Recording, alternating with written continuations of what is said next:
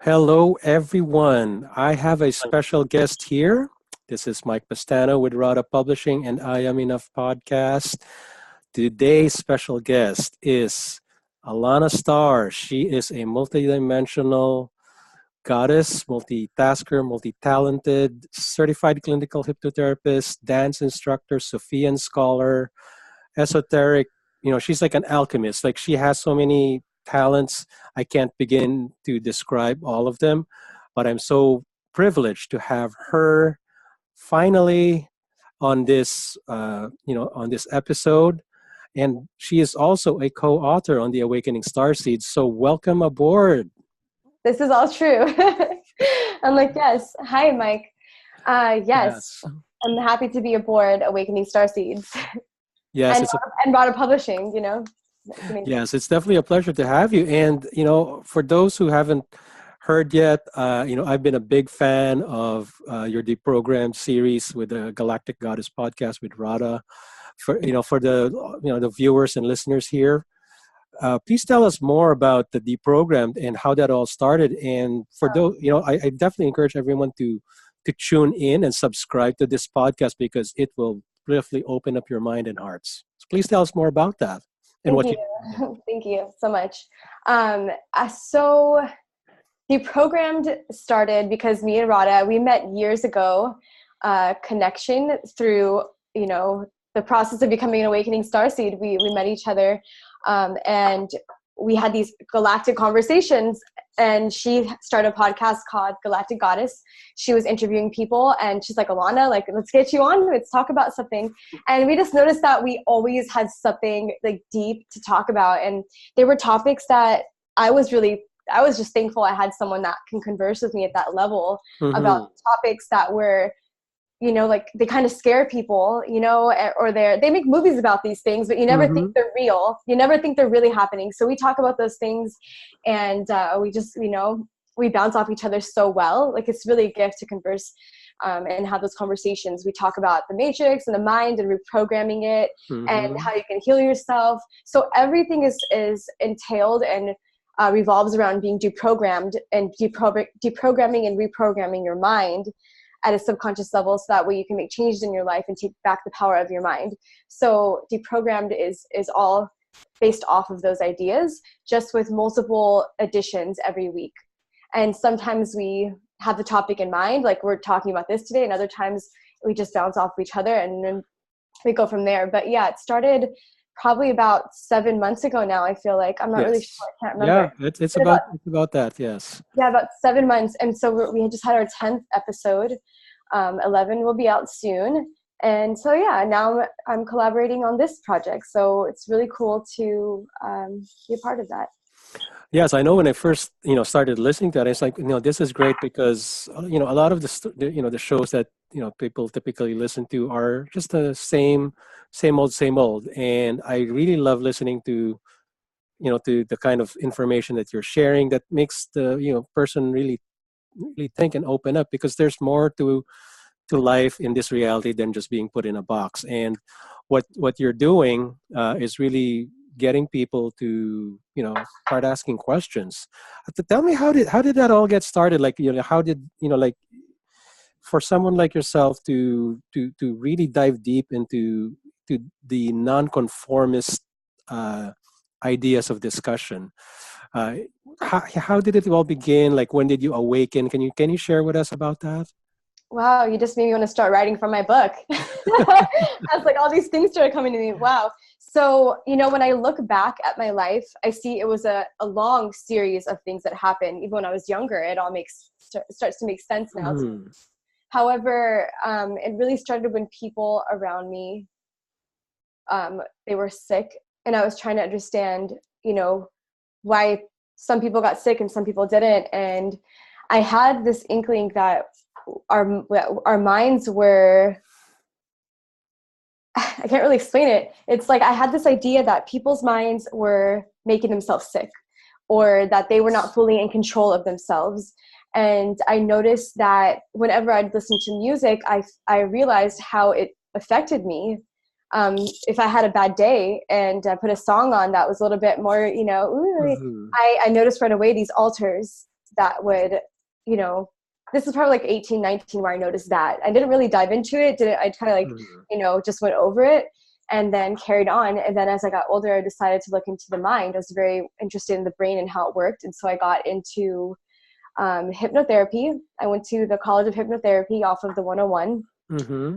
It's a great school, the Hypnosis Motivation Institute. And that school, it taught me a lot and has created so much understanding for me of how the mind works. But it's much more deep than that. Like, I'm very connected to understanding my roots, and I have an ability to collect information. Mm-hmm. Maybe it's my Venus and Gemini. There's a lot of Gemini in my chart. So, you know, I think that I take this, and I have this ability to kind of like weed out when it comes to, maybe not in like every area of my life, but in esoteric and metaphysics, Mm-hmm. and that spirituality, like I just naturally can have this inner knowing. So I consider myself like a Gnostic in some ways. I have an inner knowing and a connection to the divine, and I live to develop that and to share that. And I know that there's something innately in me that's led me to different people I interact with, Mm-hmm. and for specific purposes to engage in these conversations and to share these messages and these codes that go back and forth between human beings. So as we awaken, right? Mm-hmm. But even, right, go ahead. No, you go. I was just going to say, even the people that are not caring to talk about these things at this level, it's just even like dropping little things to them now and then, like they have their awakening later or something, you know. So it's kind of just a process, a personal process for me. But the more I do research, I see that I'm not the only one. There's many people who have these experiences. So I know that we're living in something that is truly divine. Right? Great. Can we dive deep more into the what you do in the clinical hypnotherapy? What exactly do you do that? Let's say when you're talking to someone that needs some help, what goes on? Like, is there like a specific process that you follow as a clinical hypnotherapist, and what type of help are people seeking? Okay, so there's a high level of training that goes into learning how to be a hypnotherapist when we go to school, but you technically don't have to go to school to be a hypnotherapist. As far as I know, I think that you could just learn it somewhere and then practice it, like meditation. So there is a certain level of professionalism that I take with me in this field. However, I do have psychic abilities, so I have learned to try to listen more and not play God, right? So, but when I receive their information, I learn how they take in information and how they speak. So that way I can know, you know, in my mind where they're going to be needing the most healing. So people come in when they have confidence, things they're working on, when they've lost someone and they can't let them go, or not let them go, but they can't focus, or a relationship. Sometimes they come in for things like that. They come in for weight loss. I had a client who had pregnancy issues, so you could work with that. And yeah, and sometimes they come in and like it's a easy breezy quick thing and they don't come back.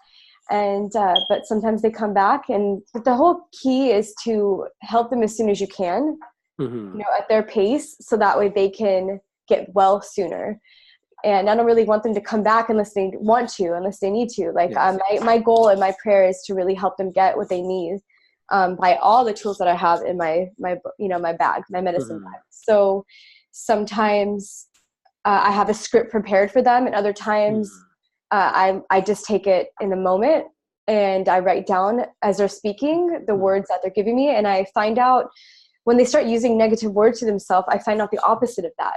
What does it feel for you if, you know, if you're saying, I want to have more confidence, you know, and ask them, well, what does confidence mean for you? What does it feel like? If you knew what that felt like, what do you think it felt like? And those are the things that I incorporate into their relaxation process of actually taking them into hypnosis, right? So it's always different, but there's we want to make sure that they're completely relaxed and then take them in.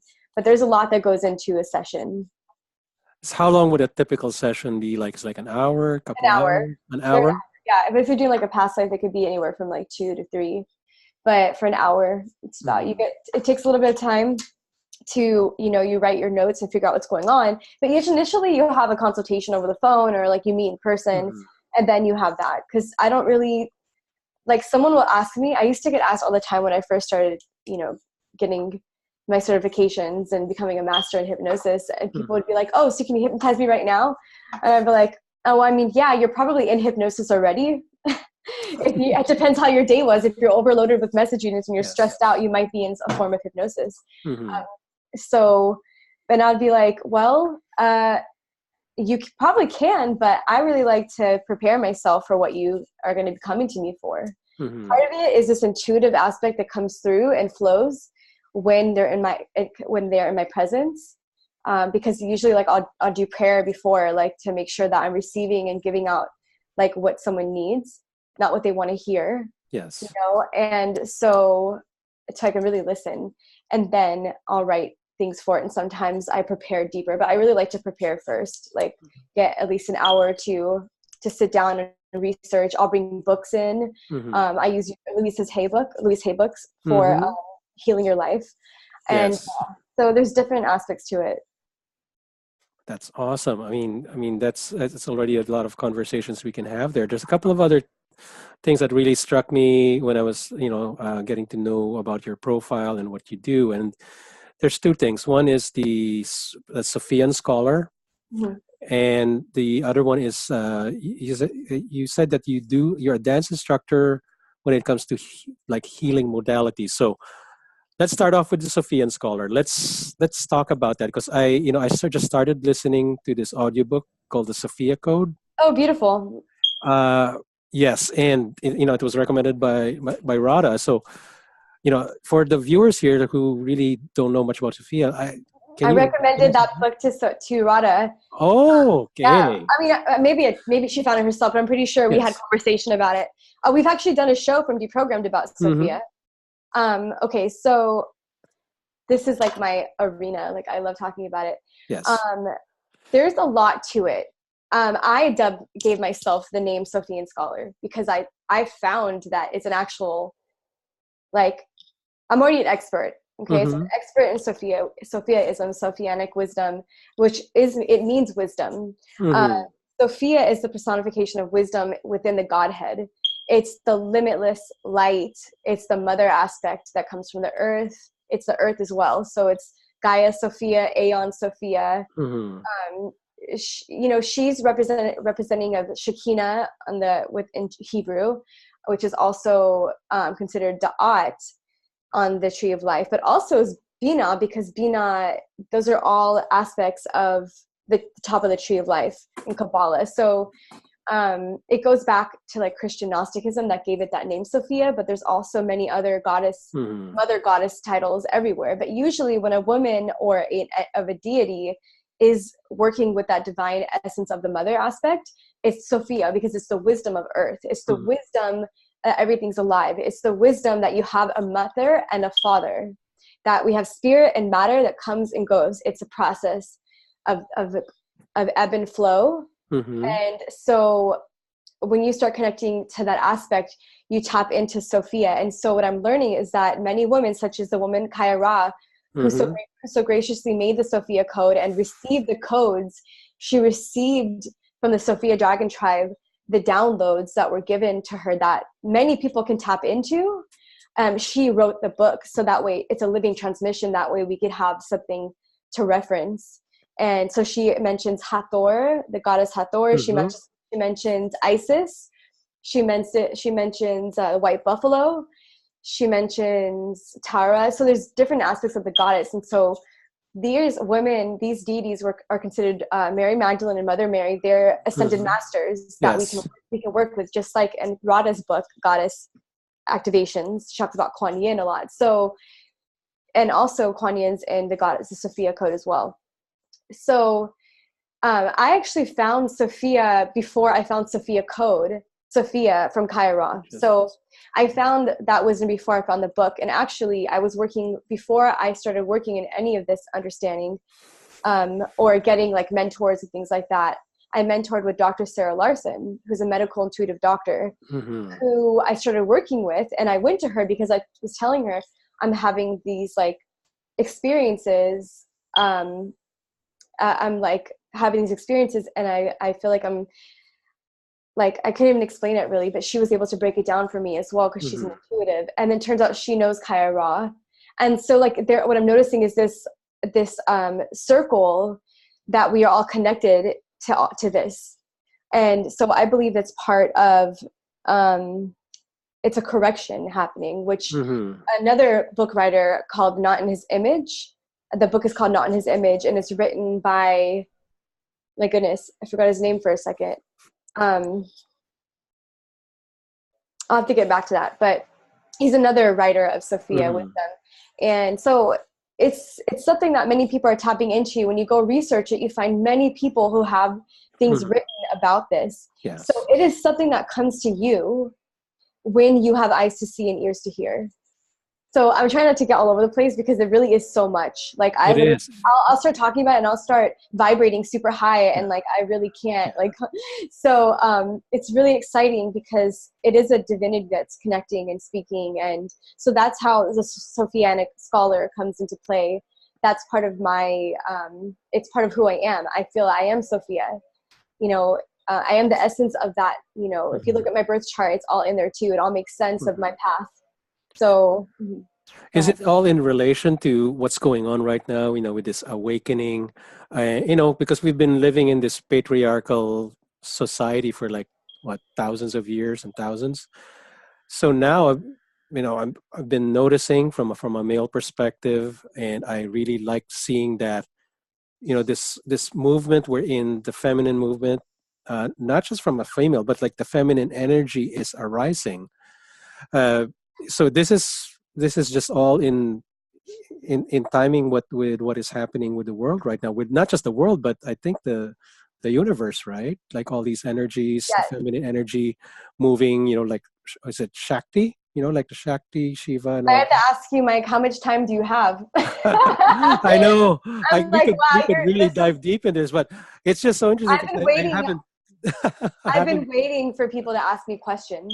My soul is like waiting. So when you ask me, like, I get so excited. No, But we got yes, some time here because we, you know, and I know one episode is not enough, but for, you know, for those that, you know, like in my podcast, it's not as dive deep as Radha's, and but I want the readers and the listeners and the viewers to really get to know more about what you're going to be, you know, what you know about Sophia, and you know, because what's happening right now is so important that you know, women are, you know, finally getting elevated. So yes, you know, I'll tell you, dive deep. a lot of women really do have dragons. Mm-hmm. Dragons are real.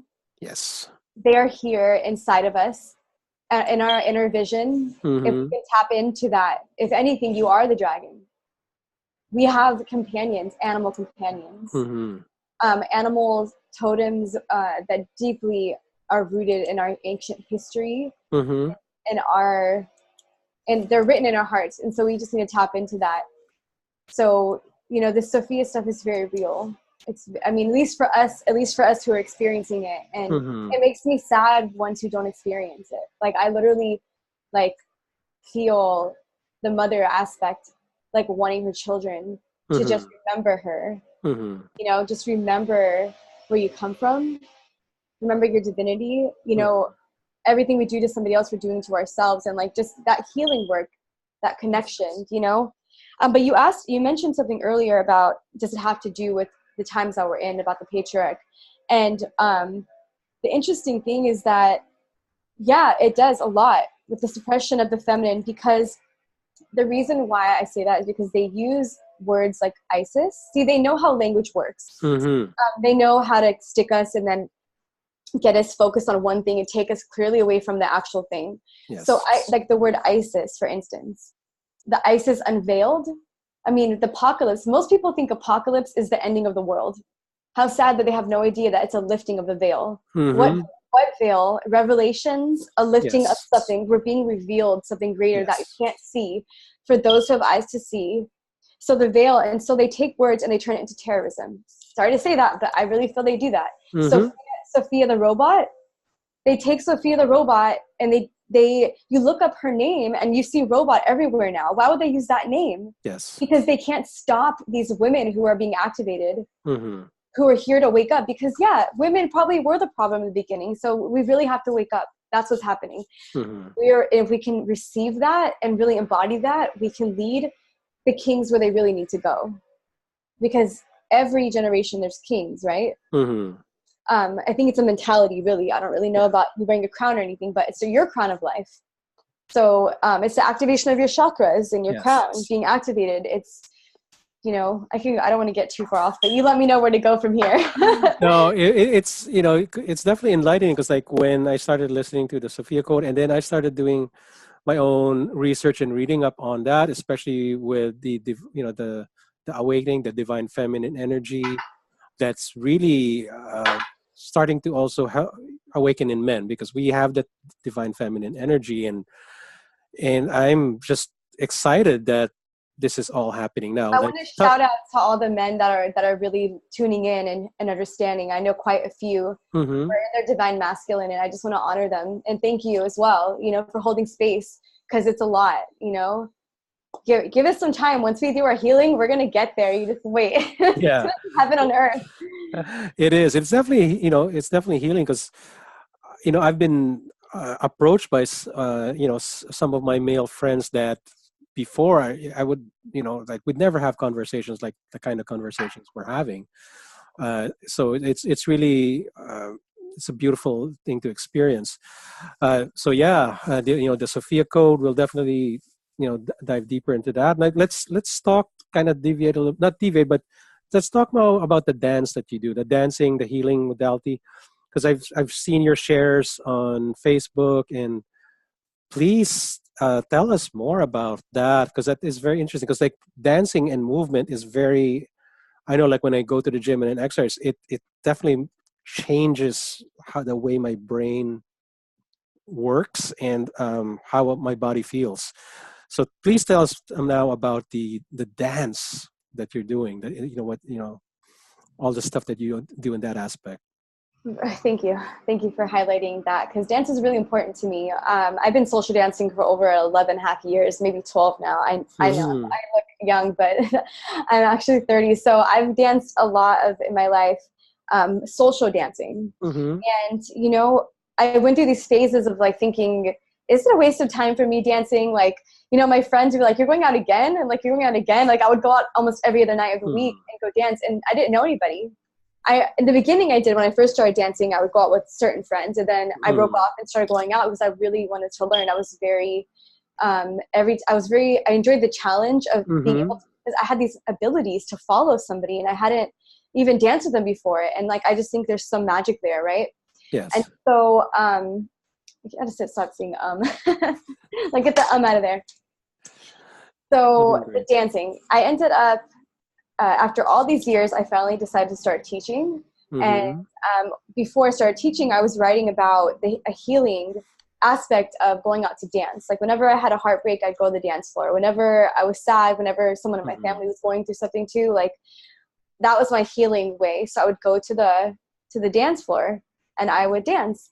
And so I started writing down all these really amazing things, these insights that I would get.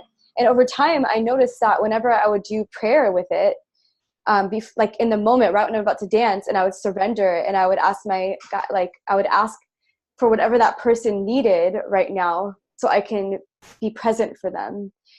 Because I knew that it was allowing me to follow better, and I would get these reactions. Like it was just so beautiful. So I developed it into a term called dance gnosis. Yeah, so I believe that when you're dancing with somebody in a social partner aspect, you are actually going into a trance where your breathing changes, and it's actually been linked to immortality, dancing. And so Dr. Robert Newton, he's an amazing author, he's mentioned a lot of that in his work. Yes. So and it's so beautiful. So I really enjoyed going out a lot, and so the writing is where I got that idea of dance gnosis, because every time I would go to hypnotherapy school and I go dance after, I realized that all the tactics I was learning on how to build rapport with my clients, I was using on the dance floor, like giving eye contact. You only have 10 seconds to really give an impression to somebody. So, you know, for my students now, I teach salsa and bachata. And when I teach these, I help people with their confidence and their ability to approach someone and how they view themselves. Oh, they'd be like, I have 2 left feet. I'm not a good dancer. I'm like, well, you're my favorite type of dancer to have in my class, because I want to transform you so that way you could learn to approach somebody or learn to have the confidence, you know, or just learn to love movement again. Because somewhere, you know, when we're babies, we bounce, you know. So I think that's important. And there's an aspect of like working with this energy, like serpentine energy. A lot of spiritual people do those movement dances, and but what I'm trying to do is bring this to the actual dance community, where people, they're from all different backgrounds. They're not seeking spirituality necessarily. They just want to have human connection. So I teach it as an intimacy purification system, learning how to communicate that way. Beautiful. Where would they find you, like if they wanted to learn more and get this? Because I totally truly believe that, you know, dancing is a great way of healing. You know, I was having a conversation a couple of weeks ago on another interview with my Eastern health coach counterpart, and the one thing we agreed on, and you know, was about that we should laugh more, sing more, and dance more, and that's how to really help in the healing, you know, of people, because we live in a society where we're bombarded with so much negativity, you know, from the mainstream, you know, media. So it's great that what you're doing there is it in Hollywood, North Hollywood, that you do these classes? And in Northridge. In Northridge. Dance and Fitness for Life studio. I teach there. You know, I'm trying to get people away from perfectionism. It's stopped me in so many ways in my life. And even in dance, you know, people think, oh, I can't do it, I'm not going to dance. It's like you're going to find someone who's going to want to dance with you someday. You know, maybe you're not the best for everyone, because all these movies and all these shows with competitions and, you know, I'm all about beauty. I love it. I love beauty. I love nice things. But when it's constantly bombarding you, it makes it hard for you to just have fun. Like even me making these videos, there's an aspect, you know, just having an interview with you. I'm like, oh, I feel like I need to do it perfectly. I don't even know if I'm supposed to look at you or directly in the camera. And I'm just like, I just want to be myself. And so if you can just really be yourself in the dance and, you know, that's what I'm trying to create with people. So I do the Dance and Fitness for Life Mondays and Fridays. My info can be probably put below or something. Yes, I will definitely put all your information below, so where they can find you for the certified clinical hypnotherapy, and they just go to your website, alannastarr.com. Yes, it's actually a little under construction right now, but they can email me. They can email you as well. And then, of course, like, you know, for those who are also looking for, you know, somebody that would be on their podcast, and they can talk to you about what you're, you know, about the deep, not just the deep program, but like the Sophia stuff, because the Sophia stuff is really deep. And I'm sure there's a lot of other people that would like to get to know more deeper. And I know within the Awakening Starseeds community, we will definitely be you know, highlighting that. And just to go back to your, you know, to what you're planning to write in the book, have you kind of given any thought as to, are you going to incorporate all of the stuff that was all about you, or are you going to just focus on maybe a few aspects and take it, you know, for the first part of this you know, the chapter that you're doing? You know, I want to educate. I want to include part of my story. Yes. It's really like synchronicity, just showing, connecting the dots of, you know, it kind of is like connecting the dots of Starseeds. Yeah.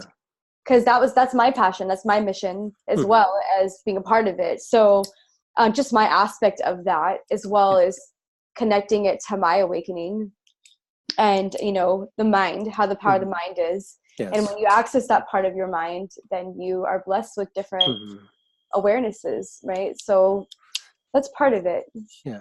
What's your dream or objective, goal? Like, you know, like what type of legacy do you envision yourself in this lifetime, and what you'd like to accomplish? You know, not just for yourself, but how you can help people, because you have a lot of skills, a lot of talents, and the dreams that you have, like, like being a published author and now being part of this, where do you see yourself, like maybe, 10 years from now, like after, how many books have you written? Like maybe you've trademarked the dance gnosis. Like give us an insight into that. I already have trademarked dance gnosis. So. Oh, okay. Awesome.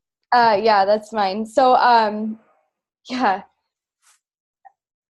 When it's funny is like I wanted to be a famous publicist before. I change a lot. I've accepted that I change, and that it's inevitable. So, Yeah. but my goal, I do have a few books that I'm actually working on now. So I would say at least 2 that are being worked on, and I want to be an author. I want to really polish up on how to be a better human, how to be here to really, communicate the sacredness, like the yogi tea bag. Yes. That's what it's important to me. And whether I do it through music. And so I'm learning all the things like PR, publicity stuff, dancing, music, all those things that I can go and exploit in different ways. I'm learning how to bring it and tie it up. If I do music, I want to do music that's uplifting and healing people, which I'm doing. So music is important to me. So I'm working with that and developing the music and developing, being a dance teacher is really fun. I have privates with that as well. I do dance therapy lessons. So not only do I train you with movements, I also train your mind through a therapy aspect. So I'd like to continue integrating and building these relationships with people who can benefit from my services, and also be a speaker to be able to speak about these things and really get to put it all, because over time it's starting to make sense why I've collected these things. And so I need an outlet. I need more of an outlet to share and have these conversations. So yeah, that's what I'm looking for. That is so beautiful, because like as you're speaking, like what was coming into my head was like it's like you've planted so many seeds in different parts of the universe, and now you're just putting them all together, and then now you're blooming and growing. So we are so blessed to have you, in the Awakening Starseeds book with Radhaa Publishing. And I am, just so blown away with just having, this first interview with you on this episode. And I look forward to future conversations, and really, deeper conversations as we talk more about the Sophia Code and like. Well, I just want to make sure you know that Sophia Code is a book written by Sophia Haya Ra. I love like being associated with her, like in her work, because I think that we're all sisters. Like we're all stars doing this work. She's a starseed. Yes. Incredible. However, Sophia is something different than that, where I just like want to make sure that that's separate, because it's like something I've learned before I even got to that. So it's all important, all very relevant, and super grateful to have it all exist. But I just want to make sure I threw that in there. No, thank you for that clarification, because I know we're running a little bit out of time, because like I said, you said there's not enough time in one episode, but it's been such a great conversation, a great pleasure. We learned a lot of great information on many different things, and we at Radhaa Publishing are very honored to have you. So thank you, and we will have you on again sometime in the near future. Perfect. I can't wait. Thanks, Mike. It's been awesome. Same here.